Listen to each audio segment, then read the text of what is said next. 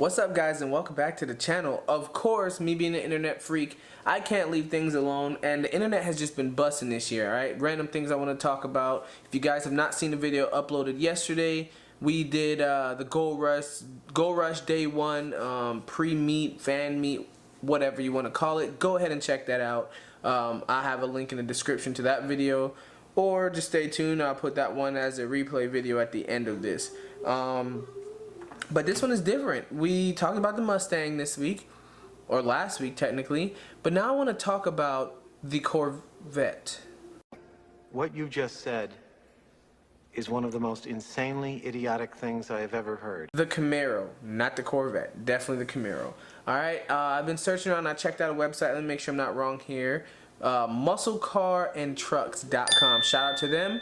I am pulling from their website some pretty cool pictures and ideas, and I thought that was pretty cool. So this one is going to be called 10 Features We Like to See in the 7th Gen Camaro. As you know, right now I have the 6th Gen, and I had before I had the 5th Gen, the gray one. Now I have the 6th Gen ZL1. So of course, what comes after 6? 7th. Alright, so the 7th Gen Camaros, what are 10 things that we want to see change? That's pretty cool. I'm probably not going to hit everything in this. But also in the comments below, please go ahead and let me know what you guys would want to see for my old Camaro owners, my 5th Gen, my 6th Gen owners. Coming to 7th Gen, what would you guys like to see? We know it's coming out for the brand new mid-engine Corvette. We know that's going to be different for the Corvette guys, but we don't want to forget here about our Camaro owners. So for the new gen of Camaros, what do you guys want to see? From the 5th Gen to the 6th Gen, you know, it's a lighter, it's a little smaller, upgraded interior, more Alcantara.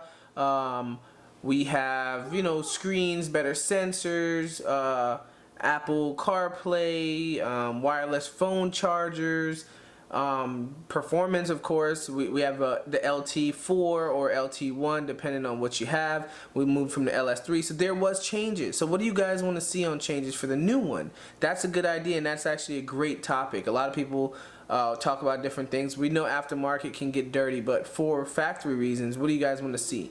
For the 6th Gen, or for the new mid-engine Camaro and Corvette, I meant, we're gonna see, you know, better cyberware, cyber electronic stuff on there, so it's gonna be probably harder to tune. Do you guys want to see that, or do you think that's a good direction that we're going into by making the electronics harder to tap? Because the aftermarket's a huge market, and if you affect those companies, then what? That means then from the dealership I need a 1200 horsepower car because you're not going to allow me to tune it. Do you guys agree with me on that or not? Please let me know. It doesn't have to be American, doesn't have to be just Camaro, Corvette, Mustang, Dodge, whatever. It can be Ferrari, Porsche, anything in that aspect. Do you think it's smart that the dealerships are now going into more cyberware and harder cyberware on these kind of platforms right now?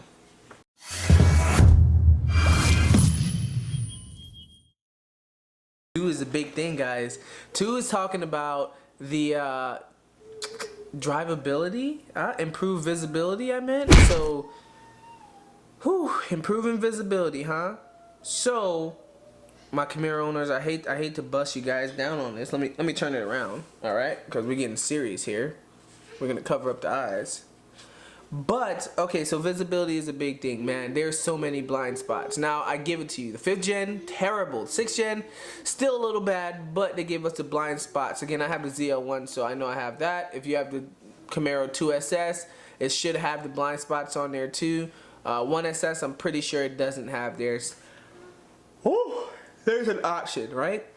So that's great. We know that, hey, okay, you gave us crappy visibility, but what did you do to improve it? You added some more technology, blind spots and stuff. I know on my ZL1, if I'm wrong, please let me know because I want to correct this ASAP.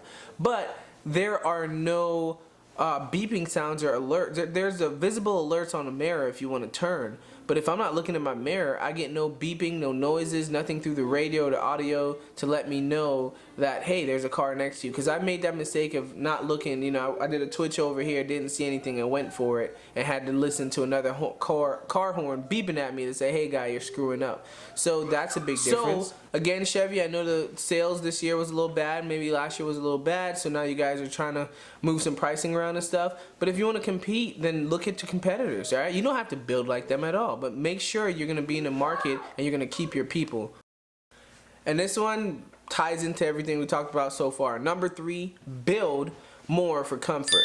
That's about getting in and out of the ride. That's during the ride. That's access. Again, I am a ZL1 owner, and I understand that's more track focused. That's the top of the line right there. So drivability is going to be gone. But it's a rough ride, baby. It's definitely a rough ride. So I'd say build more comfortable inside. You know, I get that you don't want to substitute too much a track, but have that comfort in there to maybe different between touring and sports and stuff like that. Alright guys, I'm sorry I had to take a quick break, but let's jump back on to number 4. Number 4 is optional all-wheel drive. Alright, so again, I'm not saying I believe in that. That's not one of the things I believe in for the 10 new things I want to see in the Gen 7s. Optional all-wheel drive, they're muscle cars. Muscle cars is known for rear-wheel drive, freaking torque, freaking tire slaying, ridiculous, just getting it, you know, killing the game, and that's what we're known for. So I believe we should leave the all-wheel drive alone. I know people are saying Detroit and, you know, GM should be known for having crazy all-wheel drive, and they should be pertaining to more of those customers because it's a snowy place that they're developing, right? But they can do that to another Chevy. That's where GM can say all-wheel drive sedans and Suburbans and stuff like that, but not in the muscle car realm at all. I don't think so. But again, all-wheel drive, that's an option they had on the website, so I'm gonna go ahead and fly with it. Please let me know if you think I'm wrong, but I definitely do believe American heritage with the American muscle is gonna be rear-wheel drive cars. I wouldn't want to funk with it too much. I get it. We're going into the future. I've heard them thinking about doing electric motors up front. Yeah, all-wheel drive on a muscle car with all that crazy torque. But if you want that, go to an Evo or something. I'm sorry. We're known for the rear-wheel drive crazy stuff. Number 5, Dodge Demon Rival. I don't know exactly what they're meaning by this, but I'm guessing Dodge Demon is a hella power, crazy, specifically focused on the track. They did mention a little bit on the website about the Z28 was like a raw, I mean the rawest of raw when it comes to track cars. Some of them have no air conditioning, no backseat. I mean that's crazy from the factory. So possibly going back to that, I get it, I understand. But let's be fair here. Maybe the ZL1 is focused on street. Maybe we can come back with the Z28 to focus all the way on track. I.e. hint hint, the ZL1 1LE is like the new Z28. So maybe not making the 1LE version, but maybe again to be on their side here, taking the number 6 says introduction of all new trim levels. So I want to say they're talking about just coming up with something fancy. You know, Dodge Demon, Red Eye.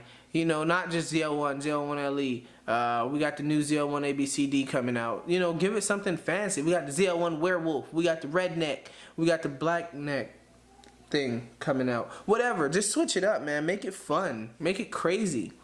You know what I'm saying? Like, if we got the Demon, then Hennessy came out with the Exorcist. You see what they did there? They beat you to it, Chevy. You should have got that copyright. But anyways, something like that. The ZL1, the Camaro Exorcist or something different in that sense. Just be a little different with it, man. But Exorcist is gone. If you guys want to go ahead and buy that from Hennessy, I'm pretty sure for a nice price he'll give it up. But think about something like that. 7 says a more muscle car engine lineup. They're talking more about the other motors, 5.3 V8s, some of the truck motors putting into the... no, I don't agree with that one either. Damn, I don't want to be the disagreeer here, man, but I think there's more important stuff that we can come up with for, you know, 10 things that we want to change. Let me know again, guys. I'm going to put each title in there, but on a better engine selections, the LT1, LT4 are pretty great. 455, 650s on the supercharged side. I don't think you can beat that. I mean, I know right now, let's say the 5.2 V8 for the Ford GT, Ford Mustang GT is pushing, what, 460? So they have us beat by about 5 horsepower. Again, the new Shelby coming out is going to have the 5.2 supercharged V8 doing about 760. So everyone has us beat right now by about 100 horsepower. So just get a little bit more power out of the LT4.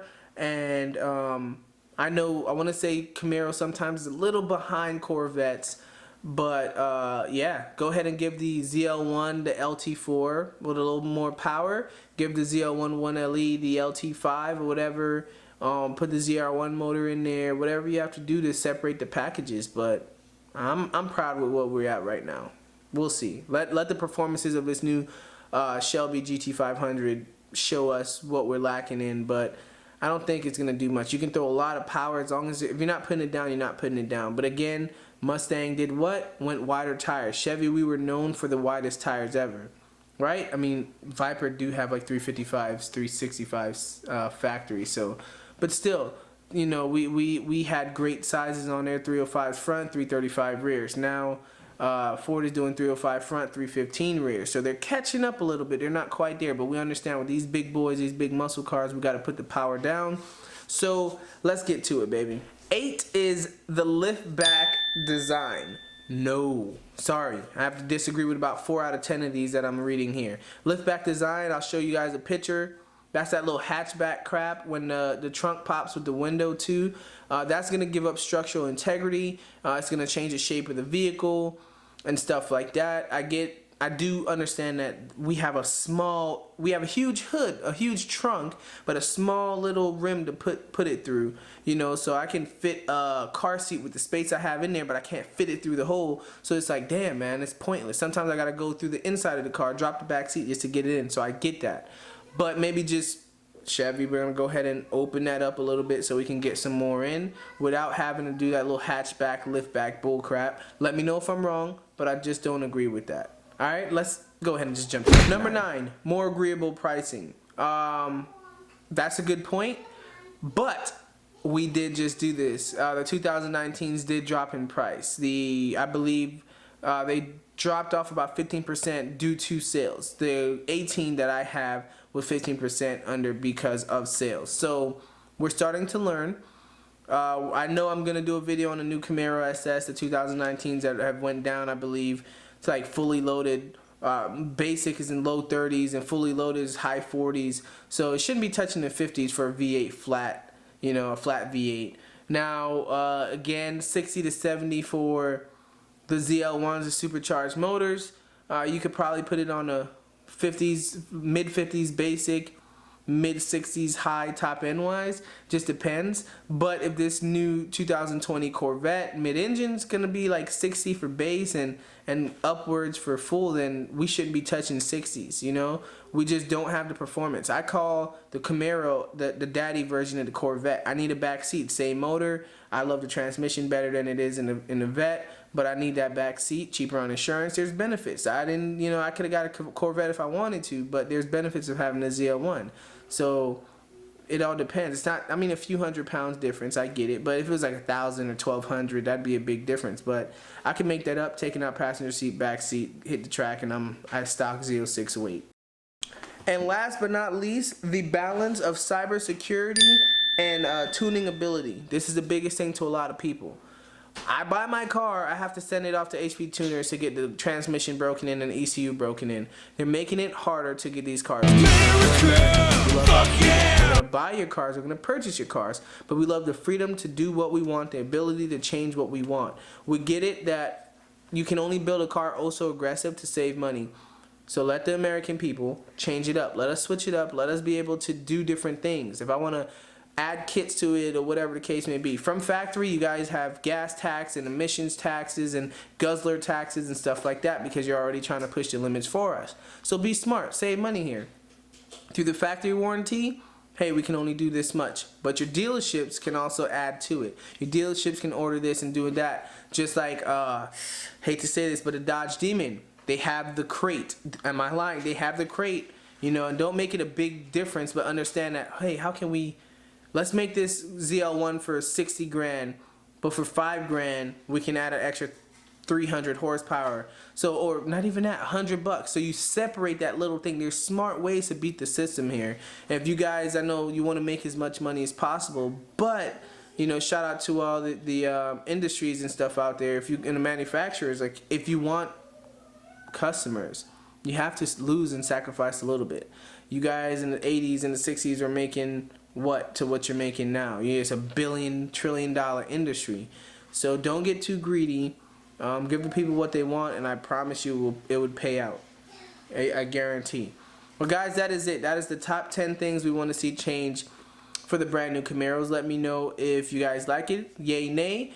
Also, let me know what you guys can add to it. Put some input in. What do you think that can change, all right? You like to see this more or that more, or whatever the case may be. I'd like to see more aero. I'd like to see more aggression. Maybe a mid-engine Camaro. Ooh, put all that weight on the rear end because it's going to be rear-wheel drive. But I'm open to anything. I know this video isn't going to reach the manufacturers like that. But again, I'm a Chevy boy forever. It's your boy Josh, Super Sport Enthusiast, and we're out. Gone for 7 days, need a race, swear to God I'll never be the same. TBH,